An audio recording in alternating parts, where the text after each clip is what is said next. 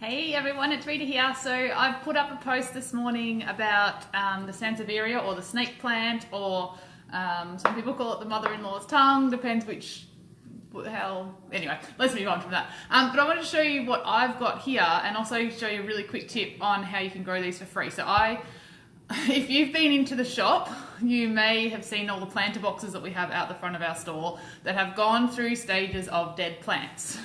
So I was getting sick of it and I really wanted some plants out the front, and so I ended up getting some of the snake plant.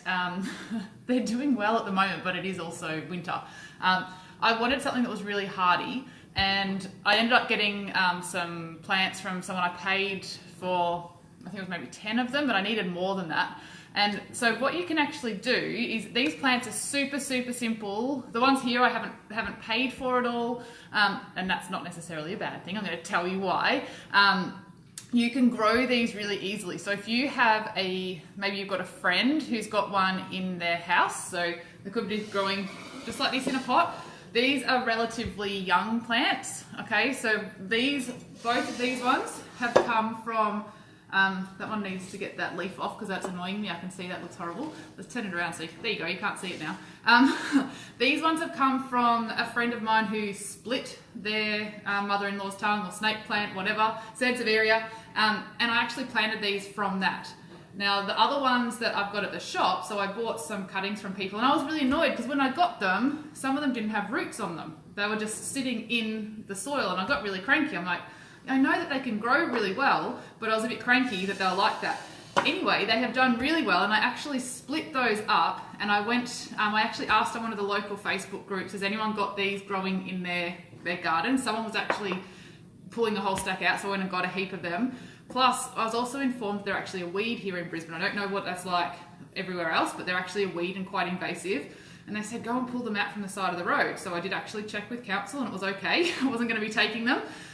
So I want to show you, these ones are around the same time that I replanted into some pots. I had some extras left over, and I heard that you can just pop them into water. So I literally had cut them off straight off the bottom, and they've been sitting in water for ages. Well, not ages, they're actually a slow growing plant. So you can see this one is the one that's got the least amount of roots on it. I've literally just put it in on that cut on the bottom, and look at this. They're all growing, lots of roots on them. So we could transplant all of these into soil if we wanted. They've literally just been sitting on my kitchen bench here in a glass of water. Nothing overly exciting, but they've all got root growth on them. I do want to give you a little tip. Oh, you can put them straight into the soil as well. You can just put them in, cut off into the soil, and they will grow. I've noticed in the ones that I got that happened. A little tip is when you put them into water, so doesn't that look lovely? I'm not sure if you can see close in here all this new growth, but I chose a really narrow topped vase for this, and all my new growth doesn't actually come out because it's too wide to actually come out. So I'm going to have to somehow surgically remove these ones. So if you are going to grow them in water, make sure these little roots are going to grow up into new, where are they? This growth, this here is going to grow into these big leaves. That's a great word for it. So make sure you've got room for them to actually come out from the water. So, and like the post said, these are fantastic at absorbing a lot of the toxins out of the air. That one doesn't have much, but it's got a root growing too. Like they've just all shot out roots, which is really cool, fascinating to watch. But if you are looking for something that you want in your house, I've got a few of these all around the house.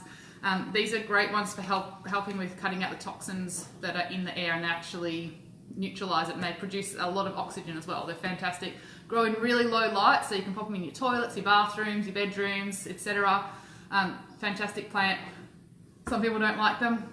I think they're really kind of cool. Anyway, I'm going to go and get rid of that dead leaf off the other one that's annoying me now. I hope you have a great day. Bye!